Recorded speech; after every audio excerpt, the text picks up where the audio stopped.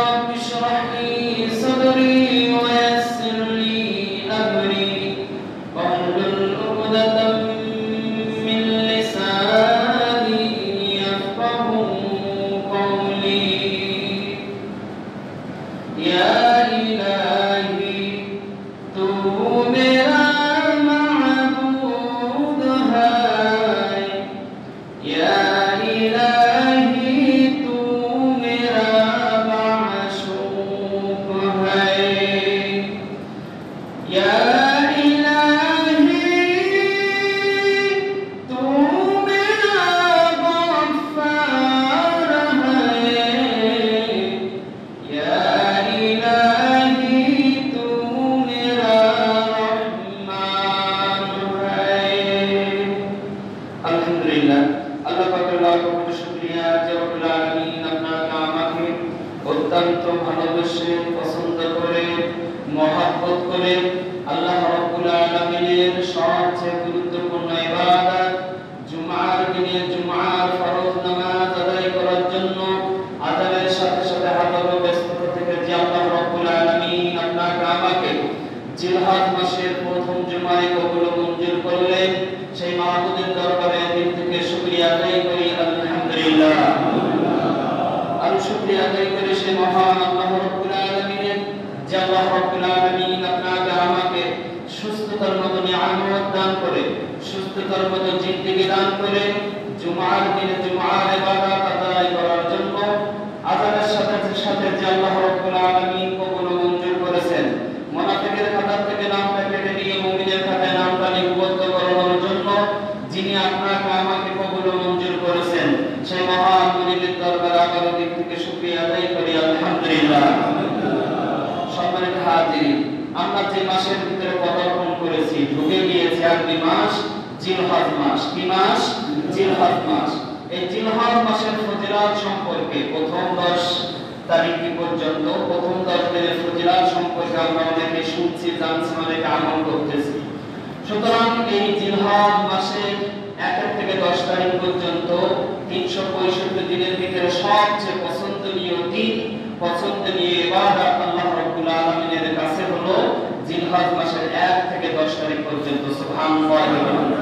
হাদিস শরীফ প্রমাণ হাদিস শরীফের ভিতরে নবীজি বলেন আফজালু আইয়ামিদ দুনিয়া দুনিয়ার ভিতরে সবচেয়ে উত্তম উৎকৃষ্ট এবং পছন্দনীয় দিন আমার কাছে হলো আল আশার 10 দিন। সে 10 দিন কি ইয়ানি আশারা জিলহজ জিলহজ মাসের প্রথম 10 দিন আল্লাহ সুবহানাহু ওয়া তাআলার কাছে সবচেয়ে পৃথিবীর ভিতরে জমিনের ভিতরে 12টি মাসের ভিতরে সবচেয়ে পছন্দনীয় যে 10 দিন সে 10 দিন হলো জিলহজ মাসের 1 থেকে 10 তারিখ পর্যন্ত। সুবহানাল্লাহ। আর আমরা সেইটার ভিতরে অলরেডি ঢুকে পড়েছি। সুতরাং ইবাদত বন্দী করতে গোলামি করতে গেলে একমাত্র কেবলমাত্র শুধুমাত্র আল্লাহ রাব্বুল আলামিনের ইবাদত করতে হবে। আর ইবাদত তো করতেই হবে, তার ভিতরে বিভিন্ন দিবস আছে, বিভিন্ন গুরুত্বপূর্ণ রাত আছে। সেই রাত দিবসের ভিতরে আপনার আমার ঢুকে ইবাদত বন্দী করা, আর এটাই আল্লাহ রাব্বুল আলামিন চাইতেছেন। আর সেই দিবসের ভিতরে আপনি আমি ঢুকে গিয়েছি। সুতরাং ইবাদত বন্দী করার ভিতরে কোনো রকম কৃপণতা করা যাবে না, কোনো রকম কৃপণতা করা যাবে না। কারণ আপনার আমার হায়াতের জিন্দেগির কোনো সময়সীমা নাই, আপনার আমার হায়াতের জিন্দেগির কোনো সময়সীমা জানা নাই। এসব নামাজই আমাদের এখানে ভাইজান আমাদের এখানে পড়ছেন চাচাজান শমশের চাচা, এই তো মুন্সিদপুরের বাসা। এসব নামাজ পড়লো, উনি মারা গেলেন ফজর নামাজের পরেই মারা গেলেন। উনি কি জানতেন যে আমি মারা যাবো? আপনি আমি কেউ জানি না ভাই, কখন কার মৃত্যু হবে কেউ জানে না। সেই শমশের চাচা মারা গিয়েছেন, আমাদের এখানে মুসল্লি ছিলেন, ওনার জন্য আমরা প্রত্যেকে দোয়া করি। অনেকেই মারা যাইতেছেন, কেউ কারোর কিন্তু মৃত্যুর সময়সীমা কিন্তু কারোর জানা নেই, কে কখন যাবে। আমি যে যুবক আছি, আমি যে বেঁচে থাকবো এটারও কোনো গ্যারান্টি নাই। এই জন্য সম্মানিত হাজিরিন, এই সমস্ত গুরুত্ব দিবসে গুরুত্বপূর্ণ দিনে ইবাদত বন্দী আল্লাহ রাব্বুল আলামিন করতে হবে। কারণ আল্লাহ রাব্বুল আলামিন এই সমস্ত দিবসগুলো এই সমস্ত রাতগুলো আল্লাহ রাব্বুল আলামিন পছন্দ করেছেন।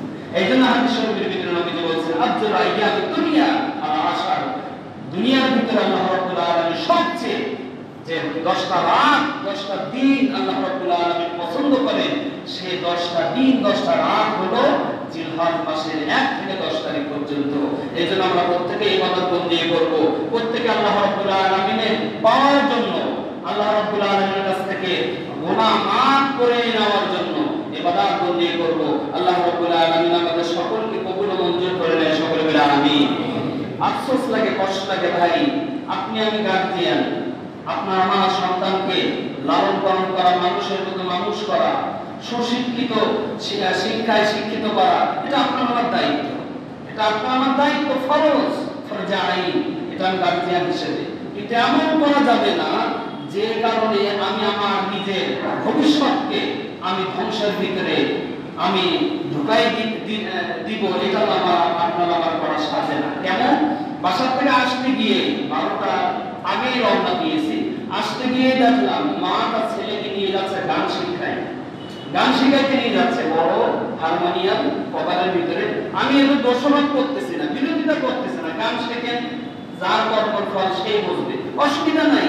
কিন্তু আপনার সন্তানকে, আপনার ছেলেকে, আপনার মেয়েকে আপনি শিক্ষা দেন যে জুমার দিনের গুরুত্ব কত তুমি জানো না, বা তোমরা জানো না।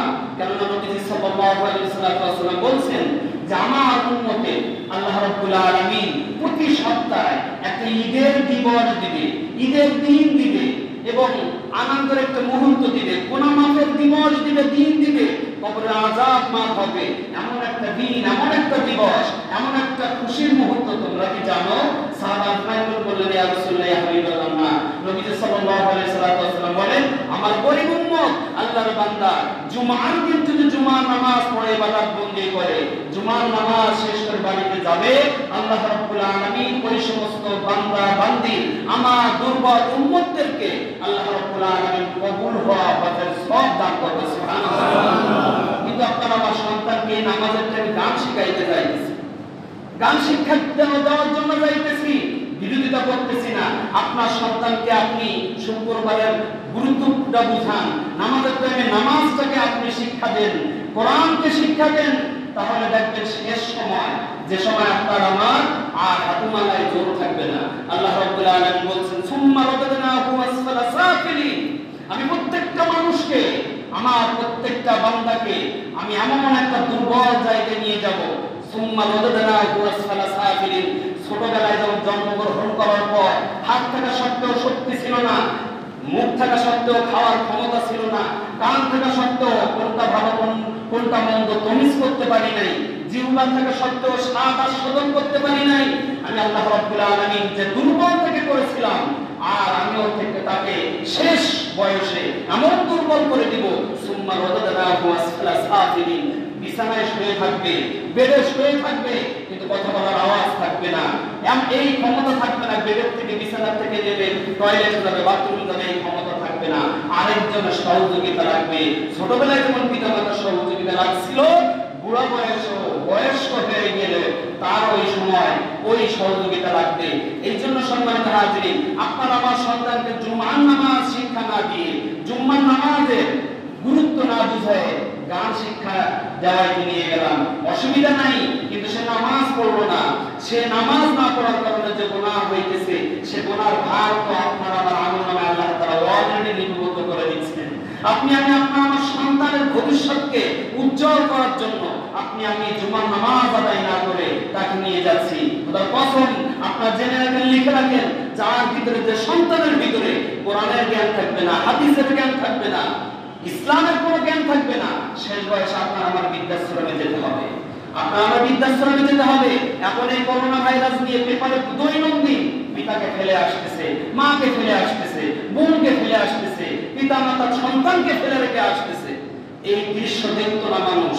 যদি প্রত্যেকটা ফ্যামিলির ভিতরে, প্রত্যেকটা গার্জিয়ানের ভিতরে এই চিন্তা চেতনা থাকতো যে আমার সন্তানকে ইসলামের শিক্ষায় সুশিক্ষিত করতে হবে, এমনটা নয় তাকে হাফেজ হতে হবে, তাকে মাওলানা হতে হবে, মুফতি হবে, মুহাদ্দিস হবে, এমনটা নয়। তার প্রাথমিক শিক্ষা ইসলামিক শিক্ষাই দিতে হবে। নামাজ হয়ে গেলে ওই পিতা তো সব থেকে গর্ব করতে পারে, নামাজ হয়ে গেলে তার সন্তান জেনারেল লাইনে শিক্ষায় শিক্ষিত হোক। নামাজের সময় হয়ে গেলে সন্তান বলবে, আমরা যান নামাজের সময় হয়ে গেছে, উজু করে নেন। যখন পানি খাইতে যাবে, বাম হাত দিয়ে পানি খাওয়া সন্তান বলবে, আব্বা যান ডান হাত দিয়ে পানি খাওয়া সুন্নাত, ডান হাত দিয়ে খান। যখন ঘর থেকে বাইরে হবে বিসমিল্লাহি আল্লাহু আকবার, যখন বিসমিল্লাহি তাওয়াক্কালতু আলাল্লাহ, এটা যখন পিতা জানে না, সন্তান বলে দিবে আব্বাজান মক্তবে গিয়েছিলাম, ছোটবেলায় মক্তবে গিয়েছিলাম, মক্তব থেকে শিক্ষা দেওয়া হয়েছে, যখন ঘর থেকে বাইরে হতে হবে বিসমিল্লাহি তাওয়াক্কালতু আলাল্লাহ, যখন এই কথা পিতাকে সন্তান বলবে, ওই পিতা তো গর্ব করতে পারে। স্মার্ট সন্তান, স্মার্ট বয় যদি হয় তাহলে ওইটাই হবে। স্মার্ট বয় ওইটা নয় কানের ভিতরে হেডফোন ইয়ারফোন দিয়ে বাম হাত দিয়ে পানি খাওয়া, দাঁড়ায় দাঁড়ায় পানি খাওয়া, এবং মার্কেটে আসে কি বলে থ্রি কোয়ার্টার প্যান্ট পরে আসে, বা থ্রি কোয়ার্টার প্যান্ট পরে আসে, এলে থ্রি কোয়ার্টার প্যান্ট পরে, হায় আফসোস। আপনার ভবিষ্যৎকে আপনি নিজেই নষ্ট করতেছেন। আপনার সন্তানের ভবিষ্যৎ উজ্জ্বল করতে গিয়ে আপনার নিজের ভবিষ্যৎটা আপনি নিজেই নষ্ট করতেছেন। কেন? যখন আপনার বয়স হয়ে যাবে, সুম্মা রাদাদনাহু আসফালা সাফিলিন, যে সময় সন্তানের কি দরকার, হেল্প দরকার, সন্তানের সাহায্য দরকার, ওই সময় আপনার আমার সাহায্য হবেই না। কেননা আপনি আপনার সন্তানের জন্য আল্লাহর হুকুমকে অমান্য করেছেন, আল্লাহর সাথে গাদ্দারি করেছেন। এই গাদ্দারি করার কারণে আল্লাহ রাব্বুল আলামিন শেষ বয়সে আপনাকে চোখে আঙুল দিয়ে দেখিয়ে দেবে যে তুমি আমার সাথে গাদ্দারি করেছো, তোমার সন্তান তোমার সাথে গাদ্দারি করতেছে। এজন্য সম্মানিত হাজিরিন, বিরোধিতা করতেছি না। আপনার সন্তানকে ইঞ্জিনিয়ার বানান, ডাক্তার বানান, তাকে বড় বড় পদের চাকরি পাওয়ার জন্য বিভিন্ন ধরনের তাকে শিক্ষা দেয়, অসুবিধা নাই। কিন্তু জুমার দিন নবীজি বলছেন, আল্লাহ রাব্বুল আলামিন বলছেন, সপ্তাহে একটা দিন আমার কাছে সবথেকে গুরুত্বপূর্ণ দিন, যে দিনের কারণে আমি আল্লাহ রাব্বুল আলামিন কবরে আযাব মাফ করে দিলাম, যে দিনে তিনটা সময় আমি রাখছি, বান্দা আমার কাছে দোয়া করলে আমি দোয়া আল্লাহ রাব্বুল আলামিন ইনডাইরেক্ট দোয়া কবুল করে নিব। এই সমস্ত দিবসে আপনার আমার সন্তানকে উজ্জ্বল ভবিষ্যৎ উজ্জ্বল করার জন্য গান শিক্ষা দেওয়া যাইতেছে। আপনি মনে রাখবেন, ওই সন্তানই আপনাকে কষ্ট দিবে, ওই সন্তানই আপনাকে দুঃখ দিবে যখন বিবাহের বয়স হয়ে যাবে। আমার বাড়ির পাশে নাম বলবো, অনেকে চিনবেন, কেননা ওইদিকে অনেকে যাওয়া আসা যাওয়া আছে। আমার বাড়ির পাশেই ভাই, 2 তলা বাড়ি। পিতা মাতা যতদিন ছিল, পিতা মাতাকে আলাদা করার আগ পর্যন্ত তার বিবি কোনোদিন রান্না করি নাই, একটা ডিমকে ভাজতে এটাও ভাজি নাই, বলে পারি না, করবো না। যখন সন্তান বাধ্য হয়ে পিতা মাতাকে আলাদা করে দিছে, তখন ওই মহিলা, আমি নিজে দেখছি, যখন মাদ্রাসায় যাই, কলস নিয়ে 2 তলা থেকে নেমে 52 তলার পানি নিয়ে সে যাইতেছে, এখন রিল্যাক্স, কেন তার সংসার সে নিজ হাতে নিয়ে নিছে, তার সংসার সে নিজ হাতে নিয়ে নিয়েছে। সন্তান পিতা মাতাকে আলাদা করবে কেন? সন্তানের প্রাথমিক কোনো এই জ্ঞান দেওয়া হয় নাই, এই শিক্ষা দেওয়া হয় নাই যে পিতা মাতা বয়স হয়ে গেলে, চাকরি না থাকলে, ব্যবসা না থাকলে, যখন 4 হাত এক জায়গায় চলে আসে, তখন পিতা মাতাকে সন্তানের হেল্প লাগে, সহযোগিতা লাগে। পিতা মাতারা সহযোগিতা কেউ না থাকলে তখন কি অবস্থা হবে? এজন্য সন্তানের ভবিষ্যৎ উজ্জ্বল করতে গিয়ে নিজের ক্যারিয়ার নষ্ট করবেন না, নিজের ভবিষ্যৎ নষ্ট করবেন না। আপনার সন্তানকে আগে গান না, আগে নামাজের পরে গান শিখাতে অসুবিধা নাই, যার কর্ম সেই করবে, যে ইচ্ছা করে বা ইচ্ছা মেলে না। এজন্য সম্মানিত হাজিরিন, আমরা আপনাদের দুশমন নয়, আলেম ওলামা আপনাদের দুশমন না। যেখানে অসুবিধা সেইটাই আপনাদের সামনে তুলে ধরা হয়। এখন আপনার বুঝ আপনার কাছে, আপনার পেপার পত্রিকা খুললেই দেখতে পাচ্ছেন যে কি অবস্থা দুনিয়ায়। একটা মানুষ দেখাইতে পারবেন একজন আলেম, একটা আলেমের বেতন কত? ভাই আমার এখানে মোটা অঙ্কের বেতন, আমারটা বাদ দিলাম। অনেক ইমাম সাহেব দেখেন, অনেক মসজিদ মাদ্রাসা দেখেন যারা বন্ধ ছিল, এই পর্যন্ত কোনো পেপার পত্রিকায় দেখেন নাই যে করোনার ভয়ে হোক, খাদ্যের ভয়ে হোক, পিতা মাতাকে বৃদ্ধাশ্রমে দিয়ে আসছে, পিতা মাতাকে প্রহার করে বাজারে বিভিন্ন জায়গায় ফেলে রাখছে, কোনো আলেম রেখে আসি নাই। কেননা তার কোরআন হাদিস পড়ছে যে দুনিয়ার ভিতরে ইবাদত আল্লাহ রাব্বুল আলামিনের কাছে পৌঁছাতে হলে একমাত্র কেবলমাত্র পিতা মাতা সন্তুষ্ট করতে হবে। আর পিতা মাতা যদি সন্তুষ্ট হয়ে যায়, আপনার নামাজ, আপনার হজ, আপনার ইবাদত, আপনার কুরবানি, আপনার রোজা, আল্লাহ রাব্বুল আলামিন সবকিছু কবুল করে নেবে। এজন্য সম্মানিত হাজিরিন, উদ্দেশ্যটা ছিল না, খুব কষ্ট লাগলো দেখে মা সন্তানকে নিয়ে যাচ্ছে সন্তানের ভবিষ্যৎ উজ্জ্বল করার জন্য, কিন্তু কষ্ট লাগে, আফসোস লাগে, ওই মায়ের সামনের ভবিষ্যৎ বড় কঠিন। আল্লাহ রাব্বুল আলামিন আমাদের সকলকে এই সমস্ত সঠিক বুঝ, দ্বীনের সঠিক বুঝ আল্লাহ রাব্বুল আলামিন আমাদের সকলকে দান করে, সকলে বলে আমিন। সম্মানিত হাজিরিন, আল্লাহ রাব্বুল আলামিন পবিত্র কোরআনের ভিতরে বলেন, ইন্না আ'তাইনাকাল কাউসার ফাসাল্লি লিরাব্বিকা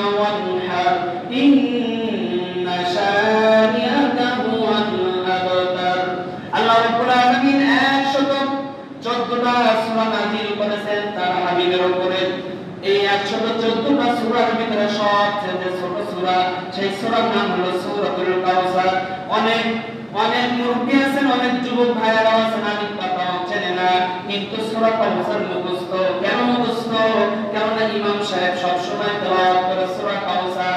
আর সূরা কাউসারটা ছোট্ট সূরা, শুনতে শুনতে ওটা মুখস্থ হয়ে গেল। ছোট্ট সূরা কিন্তু অনেক বড় গুরুত্ব তার ভিতরে আছে। আল্লাহ রাব্বুল আলামিন তার হাবিবকে বলেন, ও আমার হাবিব, ইন্না আতাইনাকাল কাউসার। ও হাবিব, আপনি পেরেশানি হবেন না, আপনি কষ্ট পেয়েন না, আমি আপনাকে এমন একটা নিয়ামত দান করলাম যে নিয়ামত আমি আদম আলাইহিস সালাম থেকে নিয়ে ঈসা আলাইহিস সালাম পর্যন্ত কোন নবী রাসূলকে আমি আল্লাহ রাব্বুল আলামিন দান করি নাই। সে নিয়ামত ইন্না আতাইনাকাল কাউসার। ও নবী, আমি আপনাকে যে দান করলাম সে দানটা হলো কাউসার। সে কাউসার এমন একটা কাউসার, এমন কাউসার যে কাউসারে পানি পান করলে, যে কাউসারের পানি পান করলে আপনার উম্মত একবার পানি পান করবে, যত সময় পর্যন্ত বিচার আচার হবে না তত সময় পর্যন্ত আপনার ওই সমস্ত উম্মত, আমার ওই সমস্ত দুর্বল বান্দাদের পিপাসা লাগবে না। সুবহানাল্লাহ। যে সময় সূর্য আধা হাত উপরে থাকবে, মুঠো হাত উপরে সূর্য থাকবে, ওই সময় প্রত্যেকটা মানুষ যার ঘামের কারণে, কেউ তার কর্মের কারণে হাঁটু পর্যন্ত, কেউ টাকনো পর্যন্ত, কেউ কোমর পর্যন্ত, কেউ ঘাড় পর্যন্ত, কেউ সাঁতরাইতে থাকবে। এমন কঠিন ভয়াবহ মুহূর্তের ভিতরে আমার হাবিব আপনার উম্মত যারা এই কাউসারের পানি পান করবে আর এই সৌভাগ্য যাদের হবে, তাদের হিসাবের আগ পর্যন্ত আমি আল্লাহ রাব্বুল আলামিন কোনো পিপাসা, কোনো কষ্ট আমি আল্লাহ রাব্বুল আলামিন দিব না। সুবহানাল্লাহ। এজন্য আপনাকে সুসংবাদ দিলাম, আপনি পেরেশানি করবেন না। আল্লাহ রাব্বুল আলামিন দ্বিতীয় নম্বর আয়াতের ভিতরে বলেন, ফাসাল্লি লিরাব্বিকা ওয়ানহার। ও নবীজি, ফাসাল্লি লিরাব্বিকা, আপনি নামাজ পড়েন, আপনার রবের জন্য নামাজ পড়েন, ইবাদত বন্দি করবেন আপনার রবের জন্য। ফাসাল্লি, নামাজ পড়েন, রব্বিকা, আপনার প্রতিপালকের জন্য, আপনার রবের জন্য আপনি নামাজ পড়ুন। তারপরে আল্লাহ রাব্বুল আলামিন বলেন ওয়ানহার, ওয়ানহার। তারপরে আল্লাহ রাব্বুল আলামিন বলেন কুরবানি করেন, নহর করেন। এখানে বিষয় আছে বোঝার। আল্লাহ রাব্বুল আলামিন এখানে বলতে পারতেন ফাসাল্লি লিরাব্বিকা ওয়ানহার, জায়গায় যবহান বলতে পারতেন, কিন্তু আল্লাহ রাব্বুল আলামিন যবহান বলেন নাই, ওয়ানহার বলেছেন, নহর বলেছেন। আল্লাহ রাব্বুল আলামিন নহর বলার কারণ হলো কি? কেননা ওই সময় নবীজির সময়, যে সময় কুরবানির পরিচালিত শুরু হয়ে গেল প্রচলন, কুরবানি বেশিরভাগই কুরবানি হতো উট দ্বারা। আপনার আমার দেশের পশুর মতো না যে কুরবানি করে দেবে, পশু দ্বারা সবাই জবে করে দিবে, এমনটা নয়, এটা সম্ভব নয়। এই জন্য উটটাকে আপনারা অনেকেই দেখছেন যারা ওয়াজ করতে গিয়েছেন, উটটা একটা বর্ষা দিয়ে, একটা ছুরি দিয়ে তার গলার ভিতরে খোঁচা মারতে হয়, খোঁচা মারতে হয়। খোঁচা মারলে এত পরিমাণ রক্ত পড়ে, রক্ত প্রবাহিত হতে থাকে, আস্তে আস্তে রক্ত পড়ার কারণে দুর্বল হয়ে উটটা পড়ে যায়, তারপরে জবাই করতে হয়। আর এই যে রক্ত প্রবাহিত করা, এই প্রবাহিত করার নাম হলো নাহার। এই জন্য বলছেন ফাসাল্লি লিরাব্বিকা ওয়ানহার, আপনি আপনার রবের জন্য নামাজ পড়ুন, আপনি আপনার রবের জন্য কুরবানি করুন। আল্লাহ রাব্বুল আলামিন এই জন্য বলেছেন, ও আমার হাবিব, আপনি কোনো টেনশন করেন না, পেরেশানি করেন না, কারণ আপনাকে আমি দান করলাম কাউসার, এবং আপনি আমার জন্য নামাজ পড়ুন এবং আমার জন্য কুরবানি করুন। কিন্তু সমাজের ভিতরে আমাদের সম্পূর্ণ চিত্র ভিন্ন।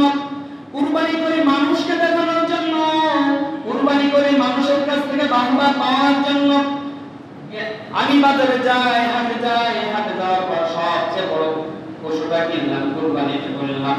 ওই পশু ক্রয় করে কুরবানি নিয়ে যখন চলে আসলাম, আর মাথায় ঘাড়ে ফুল দিয়ে বাহবা পাওয়ার জন্য চলে আসি। কিন্তু আল্লাহ রাব্বুল আলামিন বলেছেন, আমার হাবিব খবরদার, খবরদার, ফাসাল্লি লিরাব্বিকা, ফাসাল্লি লিরাব্বিকা, আপনার রবের জন্যই শুধুমাত্র নামাজ পড়বেন, ওয়ানহার, এবং আপনার রবের জন্যই শুধুমাত্র কুরবানি করবেন। এই রবের জন্যই কুরবানি করেছেন ইব্রাহিম আলাইহিস সালাম। আল্লাহ রাব্বুল আলামিন ইব্রাহিম আলাইহিস সালামকে স্বপ্ন দেখাইলেন, ও ইব্রাহিম, তুমি তোমার প্রিয় বস্তুকে কুরবানি দাও, তুমি কুরবানি দাও। প্রথম স্বপ্ন দেখলেন কুরবানি দাও। ইব্রাহিম আলাইহিস সালাম কুরবানি দিলেন 100 কুরবানি দিলেন। তারপরেও আবার একই স্বপ্ন দেখতেছেন, ও ইব্রাহিম, তোমার কাছে আমি কুরবানি, তুমি কুরবানি দাও। ইব্রাহিম আলাইহিস সালাম মনে করতেছেন আমার কুরবানি কবুল হয় নাই, আবার 100 কুরবানি দিলেন। আবার দ্বিতীয় রাত্রে আল্লাহ রাব্বুল আলামিন স্বপ্ন দেখতেছেন, ও ইব্রাহিম তুমি কুরবানি দিচ্ছ না কেন? কুরবানি দাও, তুমি তোমার সবচেয়ে প্রিয় যে বস্তু এই বস্তুটাই আমার কাছে তুমি কুরবানি দাও। কুরবানি দিতে হবে রবের জন্য, কুরবানি দিতে হবে প্রতিপালক আল্লাহ তাআলার জন্য। ইব্রাহিম আলাইহিস সালাম ঘুম থেকে উঠলেন, সজাগ হওয়ার পর চিন্তা করতেছেন, আমি আমার সম্পদ আমার দ্বারা কুরবানি দিলাম, আল্লাহ রাব্বুল আলামিন তাও চাইতেছেন না, প্রিয় বস্তু চাইতেছেন। প্রিয় বস্তু কোনটা? উনি বুঝতে পারলেন শেষ বয়সে, একেবারে শেষ বয়সে লাজুক অবস্থায় আমার যে একটা সন্তান হয়েছে, ওই সন্তানই তো আমার কাছে সবচেয়ে বড় প্রিয়। ইব্রাহিম আলাইহিস সালাম ইসমাঈল আলাইহিস সালামকে নিয়ে গেলেন জবাই করার জন্য। যখন বিসমিল্লাহি আল্লাহু আকবার বলে ছুরি চালাইতেছেন, মনের ভিতরে অন্তরের ভিতরে এইটাই নিয়ত রাখছেন, রব আমাকে বলেছেন কুরবানি দেওয়ার জন্য, রব যদি আমার উপরে খুশি হয়ে যায় এমন সন্তান আমার রব আরো দিতে পারে, আমার রব দিতে পারে। শেষ বয়সে যে রব আমাকে সন্তান দিয়েছে, এই সন্তান আমার রব আরো দিতে পারে। যদি এই সন্তানকে আমার রবের সন্তুষ্টির জন্য কুরবানি করি, আমার রব দিতে পারে। ইব্রাহিম আলাইহিস সালাম ছুরি চালিয়েছিলেন রবকে সন্তুষ্ট করার জন্য। অন্য কেউ অসন্তুষ্ট হোক বা না দেখার কোনো বিষয় নয়। এই জন্য আপনার আমারও কুরবানি করতে হবে। আপনার আমারও যে কুরবানি করতে হবে সেটা হলো রবকে সন্তুষ্ট করার জন্য। রবকে সন্তুষ্ট করতে হবে। কে কি বলুক এটা আমার দেখার বিষয় না। একটা গরু নিয়ে আসলাম, হায় রে চেয়ারম্যান সাহেব, হায় রে নেতাজি, আপনি একটা গরু দিলেন, আপনি কি টাকা কি কবরে নিয়ে যাবেন? আপনি এত টাকা, আপনি তো 4-5টা কেজি দিবেন, 4-5টা পশু জবের করা আর একটা জবের করা, ভাই তো একই সমান। আপনি আমি 5টাই নিয়ে আসলাম, কুরবানি কবুল হলো না, কি লাভ হলো? খালি ফ্রিজ গুলো লোড হবে। এখন তো ফ্রিজের অফার দিচ্ছে, হিটাসির অফার দিচ্ছে যে 40% বা 30%। আপনি আমি বড় ফ্রিজ নিয়ে আসবো, নিয়ে আসার পরে আপনার 5 মণ 6 মণ সব ফ্রিজে লোড দিব, অসুবিধা কি? খাওয়া তো হলো, কুরবানি কবুল হোক বা না হোক, খাওয়া তো হলো। এজন্য সম্মানিত ভাই নিয়ত চেঞ্জ করতে হবে, নিয়ত চেঞ্জ করতে হবে। নিয়তের ভিতরে যদি সার্থকতা ঢোকে, নিয়তের ভিতরে যদি প্রকার ঢোকে, তাহলে পুরে সব খেয়ে ফেলবে, ধ্বংস করে ফেলবে। আপনার সম্পদ নষ্ট হলো, আপনার সময় নষ্ট হলো, আপনার সবকিছু নষ্ট হলো, সাথে সাথে আপনার কুরবানিও নষ্ট হলো। আপনার আমার কুরবানিটা কবুল হবে। কুরবানি কবুল হওয়ার জন্য শর্ত হলো হালাল রিজিক হওয়া। কি হওয়া? হালাল রিজিক হওয়া, হালাল সম্পদ হওয়া, নিয়ত খালেস হওয়া, যে আমি রবকে দেখানোর জন্য আমি কুরবানি করতেছি। 7 ভাগে আমরা কুরবানি দেই, অনেকে ভাগীদার হই। খবরদার, যে কয়জনে হই নিয়তটা সলিড করি, এমন যেন না হয় কুরবানি করার পর পাশের আব্দুল বাচ্চার ভাই কুরবানি দিছে, তাদেরও ভাগে 10,000 টাকা করে পড়ছিল, ইস তাদের 14 কেজি করে হলো, আমার 10,000 টাকা করে পড়ছে, ভাগে 12 কেজি হলো, ওদের সাথে হলেই 2 কেজি বেশি পাইতাম। আপনার কুরবানি শেষ, ফসালত দুনিয়াও না, দুনিয়াও পাইলেন না, আখিরাতও পাইলেন। এইজন্য খবরদার, কি 10 কেজি 5 কেজি, আল্লাহ রাব্বুল আলামিন যদি কুরবানির নিজামটা যদি এই চেঞ্জ না করতো, তাহলে আপনার আমার কুরবানিকে ওই মাঠে ফেলে রেখে আসতো, ওই ময়দানে ফেলে রেখে আসতে হতো।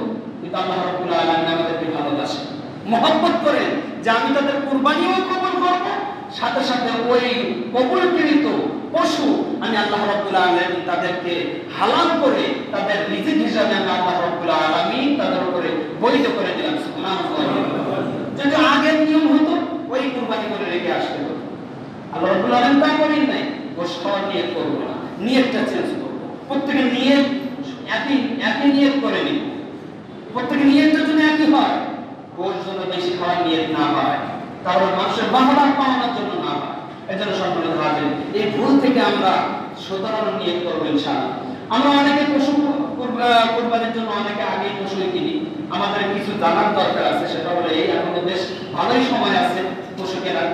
আমরা যারা ছাগল কিনি, খেয়াল করবো, যারা আমরা ছাগল কিনবো, এই ছাগলের ক্ষেত্রে 1 বছর পূর্ণ হতে হবে, এক বছরের যদি একটা দিন কম হয়, এক বছরের একটা দিন যদি কম হয়, আর ওই ছাগল দিয়ে যদি আপনি আমি কুরবানি করি, আপনার আমার কুরবানি হবে না, আদায় হবে না কুরবানি। ভেড়া, ছাগল, দুম্বা পূর্ণ এক বছর হতে হবে। ছাগলের ক্ষেত্রে পূর্ণ এক বছর হতে হবে, একটা দিন কম হলে হবে না। কিন্তু ভেড়া এবং দুম্বার ক্ষেত্রে যদি তাদের 6 মাস বয়স হয়, আর ওই ভেড়া এবং দুম্বাটা যদি এক বছর ভেড়া দুম্বার পালের ভিতরে ঢুকাই দেওয়া হয়, তাদের শরীরটা মোটা তাজা হওয়ার কারণে, 6 মাসের বাচ্চা কিন্তু মোটা তাজা হওয়ার কারণে বোঝাই যাইতেছে না, তাহলে ওই 6 মাসের দুম্বা এবং ভেড়াটা কুরবানি করা যাবে। এটা ভেড়া এবং দুম্বার ক্ষেত্রে, কিন্তু ছাগলের ক্ষেত্রে নয়। ছাগলের ক্ষেত্রে পূর্ণ এক বছর হতেই হবে। অনেকে আমরা বলে থাকি শিং উঠছে, বাজারে কি বলে এত ভালো শিং, আবার গাল হা করে, যে মুখ হা করে, যে দাঁত উঠছে কিনা। ভাই শরীয়তে শিং দাঁত কোনো ধর্তব্য না, শরীয়তে শিং দাঁত কোনো ধর্তব্য না, বয়স ধর্তব্য। বয়স কত হয়েছে এটা দেখতে হবে। এই জন্য ছাগলের ক্ষেত্রে পূর্ণ এক বছর হতে হবে। কেউ ভেড়া দুম্বা দিতে থাকে, দুম্বা তো আমাদের এখানে নেই, ভেড়া দেয়। 6 মাসের যদি ভেড়া হয়, তাহলে ভেড়াটা এমন বড় হতে হবে, এমন স্বাস্থ্যবান হতে হবে, যেটা এক বছর ভেড়ার পালের ভিতরে ঢুকাই দিলে কোনো পার্থক্য করার মতো যোগ্যতা আপনার আমার থাকবে না, যে এইটা 6 মাসের, এইটা 1 বছর। তাহলে ওই 6 মাসের ভেড়াটা কুরবানি করা যাবে। যদি গরুর কুরবানি করি, তাহলে গরুর জন্য পূর্ণ 2 বছর হতেই হবে, না শিং না দাঁত। এটা আমরা দেখতে যাব না, আগে দেখবো 2 বছর হয়েছে কিনা। হ্যাঁ, যার কাছ থেকে কিনবো সেই ব্যক্তি যদি বলে 2 বছর হয়ে গেছে, আলহামদুলিল্লাহ আমি নিতে পারবো। কুরবানি করার পরে তারপরে যদি শুনি না 15 মাস বা 17 মাস, অসুবিধা নাই, ওই ব্যক্তি গুণাগার হবে। কিন্তু আপনার কেনার সময় একটু তাহাকিক করতে হবে আপনার। তাহলে গরু মহিষের ক্ষেত্রে 2 বছর পূর্ণ হতেই হবে, ছাগলের ক্ষেত্রে পূর্ণ 1 বছর হতেই হবে। ছাগল, ভেড়া, দুম্বা উভয়টা 1 বছর হতেই হবে। কিন্তু ভেড়া এবং দুম্বার ক্ষেত্রে শরিয়ত একটু ছাড় দিয়েছে, যে 6 মাস হলে এবং মোটা তাজা হলে তাহলে সেটা বৈধ। আর উটের ক্ষেত্রে 5 বছর, উটের ক্ষেত্রে 5 বছর। আমরা তো করি না, অনেকে করে, অনেক জায়গায় করে নিয়ে আসে। 5 বছর হতেই হবে।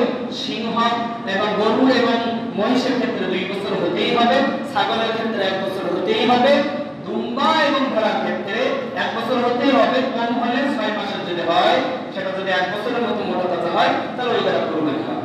এই জন্য সম্মানিত হাজিরিন, এইগুলো কেনার ক্ষেত্রে আপনি আমি একটু চৌকানা সজাগ থাকতে হবে। আপনি আমি কোনো সিংহ দেখবো না, দাঁতও দেখবো না, আগে দেখবো বয়স ঠিক আছে কিনা। আমাদের কিন্তু সমাজে এইটাই প্রথা, যে সিংহ আছে দাঁতও আছে, তাহলে না, না এটা করবো না, কখনো করবো না। সম্মানিত হাজিরিন, আমাদের সামনে আসতেছে আরাফা, আরাফার দিন আসতেছে। সেটা হলো আমাদের শুক্রবার পড়বে, সামনের জুমা শুক্রবার। তো এই আরাফার দিন রাসূলুল্লাহ সাল্লাল্লাহু আলাইহি ওয়াসাল্লাম বলেন, সিয়ামু ইয়াউম আরাফাতা আহতাসিবু আলা আল্লাহি আন ইয়াকুফিরা সানাতাল্লাতী ক্বাবলাহু ওয়াস সানাতাল্লাতী বা'দাহু। নবী সাল্লাল্লাহু আলাইহি ওয়াসাল্লাম বলেন যে আরাফার দিনে কোন বান্দা, কোন বান্দি এবং আমার কোন উম্মত যদি রোজা রাখে, আল্লাহ রাব্বুল আলামিন 1 বছরের পিছনের গুনাহ, সামনের 1 বছরের গুনাহ আল্লাহ রাব্বুল আলামিন maaf করে দিবেন। সুবহানাল্লাহ। 1 বছরের আগের গুনাহ, 1 বছরের পরের গুনাহ আল্লাহ তাআলা কি করে দিবেন? maaf করে দিবেন। কোন তারিখে রোজা রাখলে? জিলহজ মাসের 9 তারিখে রোজা রাখলে। আর জিলহজ মাসের 9 তারিখকে বলা হয় ইয়াউমুল আরাফা, আরাফার দিন। এই আরাফার দিনে আপনি আমি অর্থাৎ বৃহস্পতিবারে রাতে আমরা খাবো, শুক্রবারের দিন আমরা রোজা থাকবো, শনিবারের দিন তো আমাদের ঈদুল আযহা, ঈদের নামাজ আদায় করতে হবে, কুরবানি করতে হবে। এবং আরাফার দিনে অর্থাৎ আমাদের আরেকটা আমল আছে, সেটা হলো যে জিলহজ মাসের 9 তারিখ ফজরের নামাজের পরে, জিলহজ মাসের 9 তারিখ ফজরের নামাজের পরে থেকে নিয়ে শুরু করে জিলহজ মাসের 13 তারিখ আসরের নামাজের আগ পর্যন্ত মোট 23 ওয়াক্ত ফরজ নামাজ। এই 23 ওয়াক্ত ফরজ নামাজের পরে একটা তাকবীর পড়তে হয়। তাকবীরটা হলো আল্লাহু আকবার, আল্লাহু আকবার, লা ইলাহা ইল্লাল্লাহু আল্লাহু আকবার, আল্লাহু আকবার ওয়া লিল্লাহিল হামদ।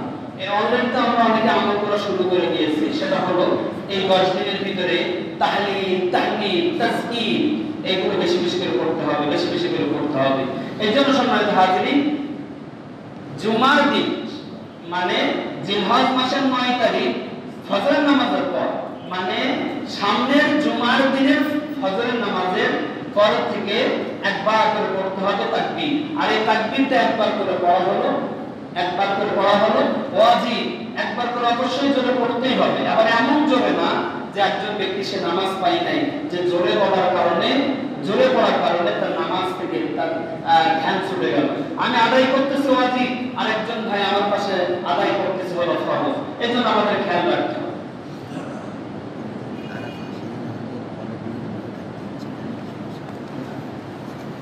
এজন্য সম্মানিত হাজিরিন, আমাদের আমল, সামনে আমল আছে। আমলটা হলো কি, যে 9 তারিখের দিন আমাদের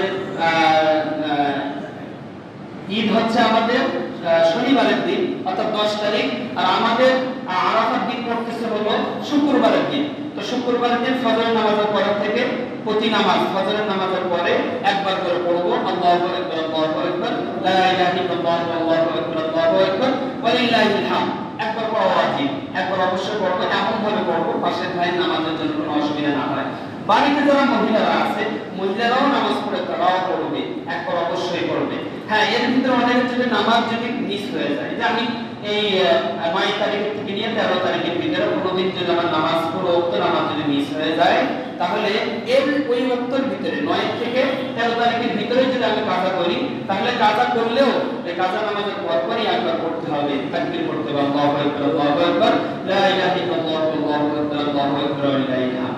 মোট 23 ওয়াক্ত ফরজ নামাজের পরে অবশ্যই একবার পড়তে হবে। এজন্য সম্মানিত হাজিরিন, আরেকটা কথা বললাম যে আরাফার দিন, অর্থাৎ আসর আপনার শনিবার শুক্রবারের দিবাগত রাত, অর্থাৎ আপনার বৃহস্পতিবারের রাত্রে আমি যদি বলেন চিংড়ি খাই, আর শুক্রবারের দিন আরাফার দিন যদি আমি রোজা রাখি, নবীজি বলছেন যে পিছনের 1 বছরের গুনাহ, সামনের 1 বছরের গুনাহ আল্লাহ রাব্বুল আলামিন মাফ করে দিবেন। এজন্য আমরা এই আমলটা করব ইনশাআল্লাহ। এবং আমরা সবাই খেয়াল রাখবো, এটা আমরা সবাই খেয়াল রাখবো, পশু যারা ক্রয় করে আনবো বয়সের থেকে অবশ্যই খেয়াল রাখবো, বয়সের থেকে অবশ্যই খেয়াল রাখবো। নতুবা আপনার আমার সামান্য একটু ভুলের কারণে, ত্রুটির কারণে আপনার আমার কুরবানিটা কিন্তু না হওয়ার আশঙ্কা বেশি হবেই না। এজন্য আল্লাহ রাব্বুল আলামিন আপনাকে আমাকে সকলকে কুরবানি বুঝাশোনা করা এবং জিলহজ মাসের 9 তারিখে আরাফাত দিনে রোজা রাখা এবং 9 তারিখের থেকে নিয়ে 13 তারিখ পর্যন্ত যে ইবাদতের কথা বলা হয়েছে, আল্লাহ রাব্বুল আলামিন আমাদের সকলকে আমল করার তৌফিক দান করে। সকলে আমিন। আলহামদুলিল্লাহি রাব্বিল আলামিন।